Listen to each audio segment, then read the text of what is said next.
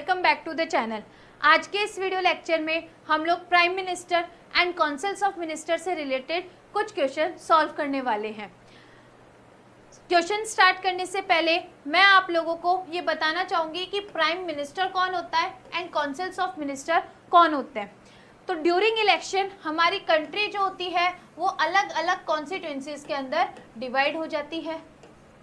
ठीक है, अलग अलग कॉन्स्टिट्यूंसीज के अंदर क्या हो जाती है, डिवाइड हो जाती है। हर एक कॉन्स्टिट्यूंसी में से एक मेंबर इलेक्ट होकर आता है जो कि क्या बनता है, एमपी बनता है, यानी कि मेंबर ऑफ पार्लियामेंट बनता है। अब जो मेजॉरिटी पार्टी से जो मेंबर्स होंगे वो पार्टी कौन सी बनेगी, रूलिंग पार्टी। और रूलिंग पार्टी के हेड रूलिंग पार्टी का जो हेड होता है वो कौन होता है, प्राइम मिनिस्टर होता है। ठीक है मैम, प्राइम मिनिस्टर समझ में आ गया, रूलिंग पार्टी का हेड होता है प्राइम मिनिस्टर। फिर काउंसिल्स ऑफ मिनिस्टर्स कौन होते हैं, काउंसिल्स ऑफ मिनिस्टर जो अदर एमपीज हैं जो कि हमारी कंट्री के अलग अलग डिपार्टमेंट्स को हैंडल कर रहे हैं वो होते हैं हमारे काउंसिल्स ऑफ मिनिस्टर, जैसे कि education minister, health minister, forest minister, tribe minister. तो ये सारे मिनिस्टर्स जब कलेक्टिवली वर्क करते हैं तो वो कहाँ पे वर्क करते हैं, पार्लियामेंट में वर्क करते हैं। तो आई होप ये आपको क्लियर हो गया प्राइम मिनिस्टर क्या होते हैं एंड काउंसिल्स ऑफ मिनिस्टर कौन होते हैं। तो स्टार्ट करते हैं इन्हीं से related question. First question is which article of the constitution provide for the council of minister. Council of minister के लिए कौन सा आर्टिकल गिवन है इंडियन कॉन्स्टिट्यूशन में, तो इट इज आर्टिकल 74। आर्टिकल 74 बताता है कि कंट्री के अंदर क्या होने चाहिए, काउंसिल्स ऑफ मिनिस्टर होने चाहिए। और इनको लीड कौन करेगा, इनको लीड करेगा प्राइम मिनिस्टर। क्लियर। तो article 74 denotes councils of minister, councils of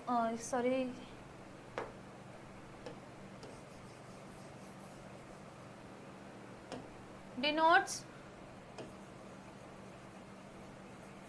councils of minister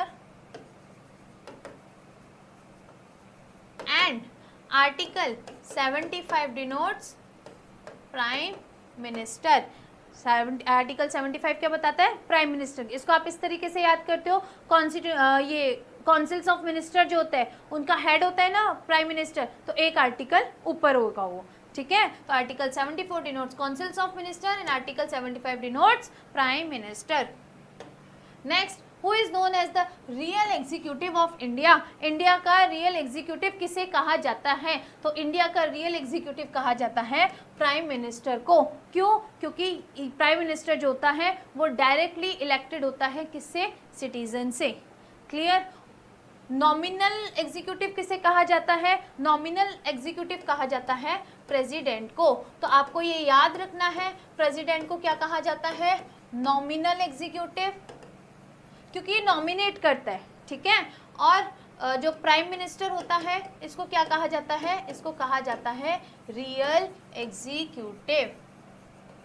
I hope it is clear. Next question is who appoints the prime minister of India. India का prime minister कौन appoint करता है, इसको appoint करता है president. Madam अभी तो आपने पीछे बताया कि सिटीजन्स अपॉइंट करते हैं, सिटीजन्स इलेक्ट करके भेजते हैं। बेटा सिटीजन्स इलेक्ट करके भेजते हैं, सिटीजन्स उसे एमपी बनाते हैं और एमपी ही क्या बनता है, प्राइम मिनिस्टर बनता है। तो प्राइम मिनिस्टर जो है वो सिटीजन्स के द्वारा ही इलेक्ट होता है, लेकिन उसे अपॉइंट कौन करता है, उसको अपॉइंट करता है president. Next, the prime minister must be a member of. बताओ प्राइम मिनिस्टर किसका मेंबर होना चाहिए, या तो लोकसभा का या फिर राज्यसभा का।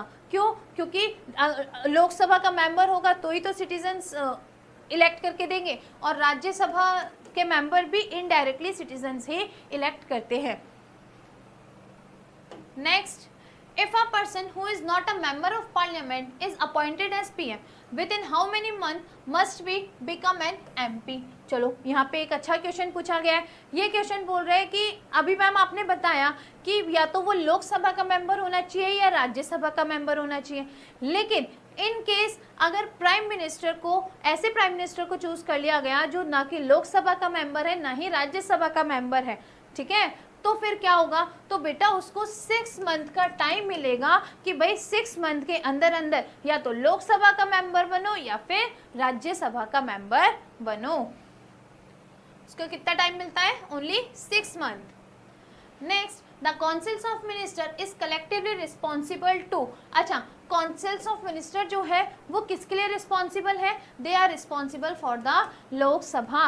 किसके लिए रिस्पॉन्सिबल है, लोकसभा। ये सारे जो मिनिस्टर्स होते हैं, education minister, forest minister, tribal minister, ये सब कहाँ मिलते हैं, ये सब मिलते हैं लोकसभा के अंदर। क्यों, क्योंकि ये वही लोग होते हैं जिनको हम लोगों ने इलेक्ट करके भेजा हुआ होता है। तो आर्टिकल 75(3) बताता है कि काउंसिल्स ऑफ मिनिस्टर जो है वो किसके लिए रिस्पॉन्सिबल होते हैं, लोकसभा के लिए रिस्पॉन्सिबल होते हैं।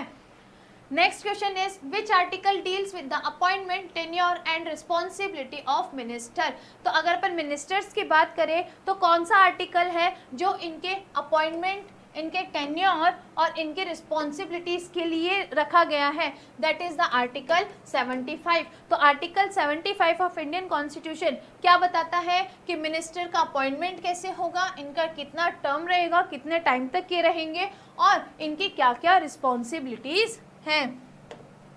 Next question is who allocates protocols among minister.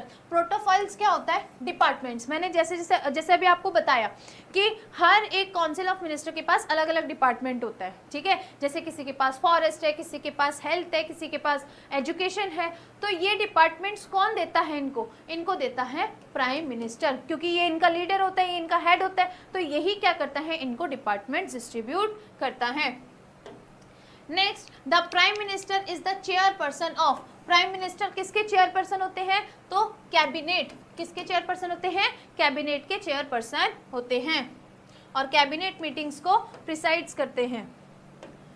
Next, which of the following is not a part of the councils of minister. इनमें से कौन है जो काउंसिल ऑफ मिनिस्टर का पार्ट नहीं होते। देखो, काउंसिल ऑफ मिनिस्टर में कैबिनेट मिनिस्टर्स भी होते हैं, डिप्टी मिनिस्टर्स भी होते हैं और स्टेट के मिनिस्टर्स भी होते हैं। ओनली कौन नहीं होता, चीफ जस्टिस ऑफ इंडिया, क्योंकि ये तो किसका पार्ट होते हैं, ये होते हैं सुप्रीम कोर्ट का part.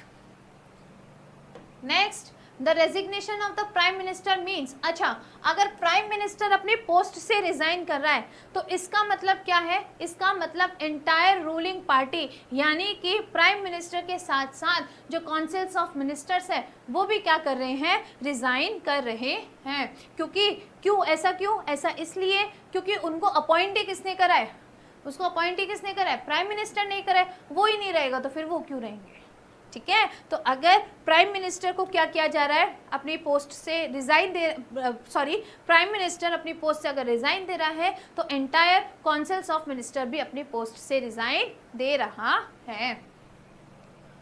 So the correct answer is entire councils of ministers resign. Next, the prime minister act as a link between. Prime minister किन दो गवर्नमेंट बॉडीज के बीच में लिंक का काम करता है, so that is the president and the councils of minister. President and the councils of minister. Next, which motion if passed in Lok Sabha forces the councils of minister to resign. अच्छा, ऐसा कौन सा मोशन है अगर लोकसभा के अंदर पास हो गया तो काउंसिल्स ऑफ मिनिस्टर को रिजाइन करना पड़ेगा, फिर चाहे प्राइम मिनिस्टर करे या नहीं करे। So that motion is called no confidence motion. कौन सा मोशन है वो, नो कॉन्फिडेंस मोशन। अगर नो कॉन्फिडेंस मोशन लोकसभा के अंदर निकल जाता है तो जितने भी काउंसिल्स ऑफ मिनिस्टर हैं उनको क्या करना पड़ेगा, अपनी पोस्ट से रिजाइन देना पड़ेगा। Next, which statement is correct regarding the councils of minister. इनमें से कौन सा स्टेटमेंट है जो काउंसिल्स ऑफ मिनिस्टर से रिलेटेड करेक्ट है, so that is the they are the collective responsible to Lok Sabha. ये सब मिलकर किसके लिए रिस्पॉन्सिबल है, लोकसभा के लिए रिस्पॉन्सिबल है। अपन पहले भी पढ़कर आए हैं इसको, है ना। क्या राज्यसभा के लिए रिस्पॉन्सिबल है, नहीं। क्या ये दोनों हाउसेस के लिए रिस्पॉन्सिबल है, नहीं। ओनली प्रेसिडेंट के लिए रिस्पॉन्सिबल है, नहीं। ये किसके लिए रिस्पॉन्सिबल है, ओनली लोकसभा के लिए। Which of the following is most powerful position in the union executive? Union executive में सबसे ज्यादा पावर किसके पास है, तो वो है हमारा प्राइम मिनिस्टर।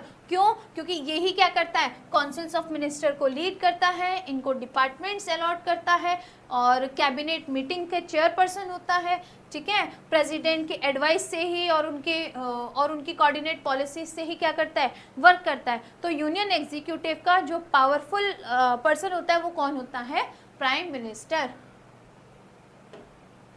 तो फटाफट से क्विक रिवीजन कर लेते हैं। आर्टिकल 74 किस चीज को डिनोट करता है, काउंसिल्स ऑफ मिनिस्टर्स को। आर्टिकल 75 किसको बताता है, प्राइम मिनिस्टर एंड मिनिस्टर्स को।